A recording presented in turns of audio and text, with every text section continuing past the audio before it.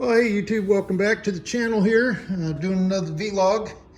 And what we got in the garage here is a 2013 Volkswagen GTI Wolfsburg Edition.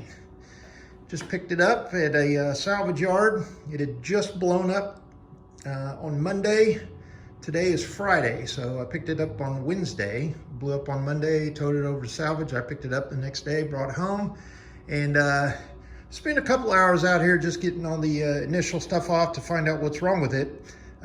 On the sheet, it showed hole in motor. That's all it said. But for the price I picked this up, there is absolutely no way, knock on wood, that I can go wrong. Picked this car up for right at $2,900. And for it being a 2013, with the amount of miles are on it, under 100, I'm sitting happy. They wanted to get out of the wrecking yard, and nobody wanted to touch it because, you know, the motors are hard to source. You know, all the parts new or expensive. I said, nah, I got time.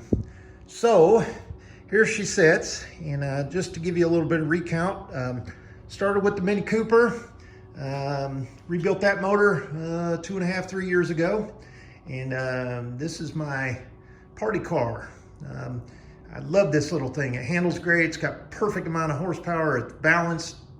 It's, you know, worst thing to me is it's got an N14 engine in it, but I upgraded the time and chain tensioner and did everything right on the cylinder head, and I keep an eye on the maintenance. And this little car has under 100,000 miles on it. And it's a 2009 turbo, and put a bigger intercooler in it, bigger turbo, tuned it, and she's fun. But I've always wanted a little hot hatch Golf.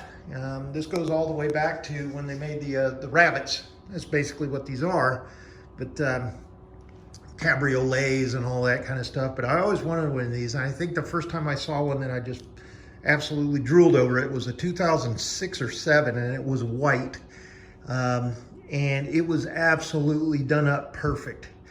And talking to the gentleman, he said he had about 350 horsepower in it, just what he'd done to the intercooler and the turbo and the tune, and, you know, just improved the flow and the exhaust and everything.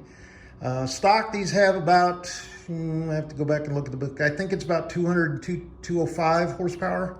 And just with a simple intercooler, a tune, better coil packs, and a turbo, you can get, I've seen cars, man, at bracket races, I've seen them pushing like 450 to 500 horsepower.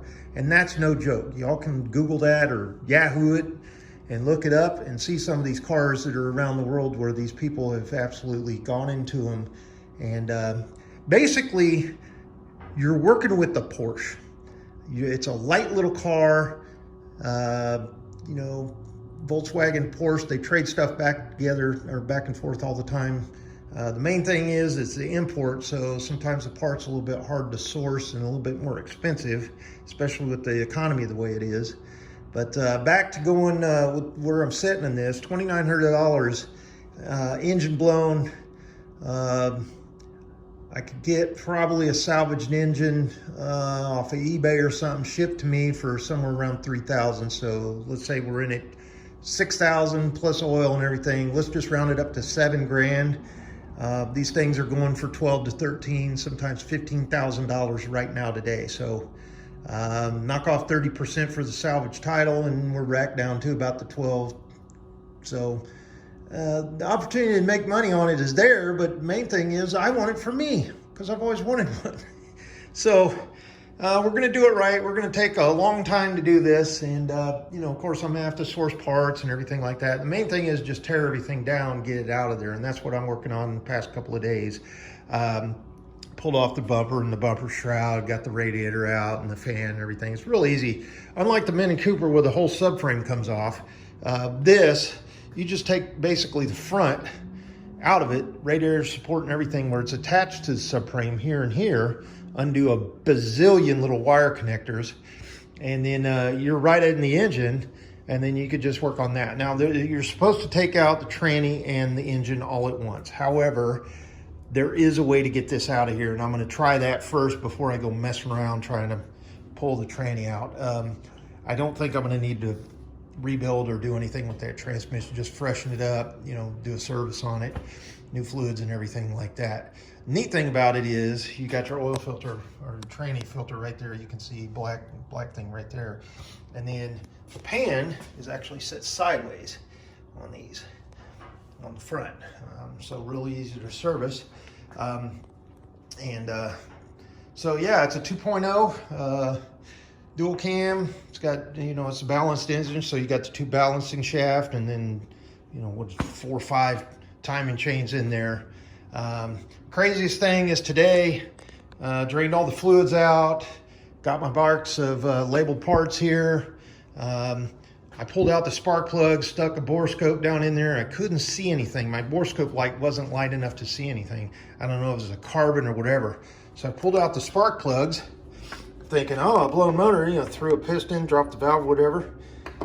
Well, the spark plugs are fine, which leads me to believe whatever happened to this engine, hopefully it didn't chew up the head. So we might be better off than we were, and I'm thinking the positive here. However, once I got down here, taking off the, I believe it was the air conditioner, or air compressor, air conditioning compressor and the alternator, I looked, and you can see there is a ginormous hole blown out right there. You can see right up behind that cover. And what was sticking out from behind there was this beauty. And sheared the bolts off right there, connecting rod. And that is a forged connecting rod, so it has been bent and chewed up. So I'm not real happy about that, and now I'm a little bit more concerned with what that head's gonna look like. So might be looking at a sourcing a new engine, but like I said, rebuildable, salvage one I can pick up for a reasonable price and get it shipped to me for a reasonable price, and probably do it that way. But I want to get this motor out of here. I'm going to pull the head off and drop the oil pan. I'm going to look up in there and see how bad we really are, because if it's something as easy as a crank, machine work, and you know, a block, we might go that route just to keep everything original to the car. But it's not looking real promising now with the way that connecting rod is just, there's no piston on it. So, I mean, it is, it's bent, it's chewed up. Oh man, pieces of bearing there anyway. But like I said, spark plugs looked all good, so we'll see. You got to open it up. It's a mystery gift here.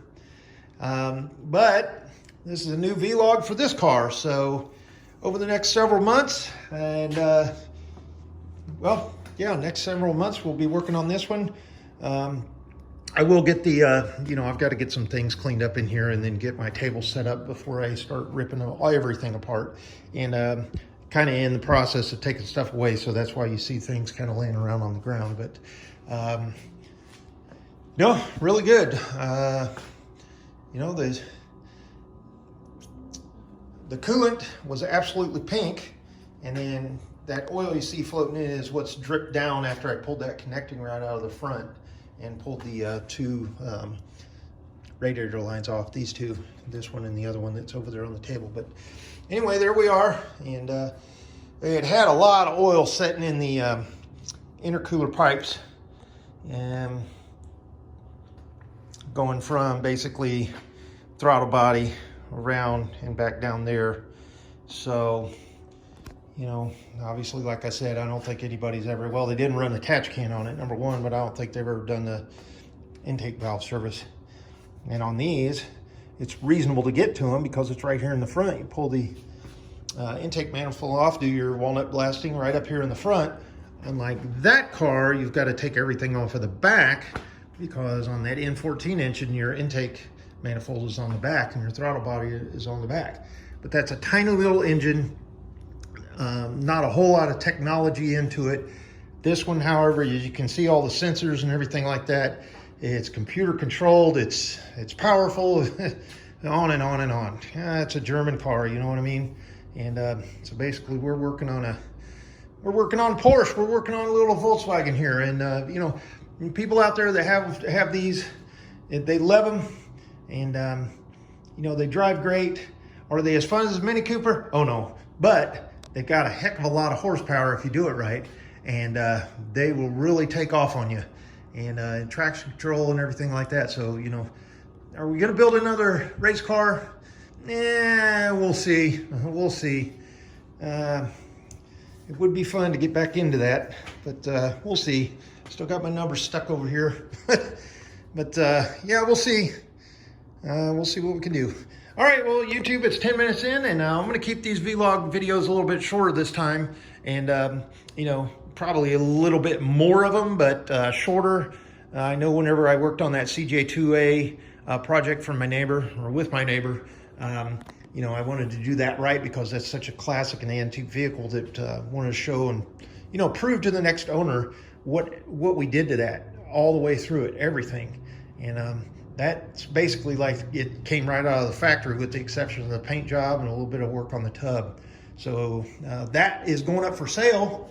And for anybody that's interested in it, shoot me a message and I'll get the guy's phone number to you and y'all can chat. It's located out here in Sacramento, and we'll talk to you all later. Thanks so much for watching. We'll catch up soon. Bye.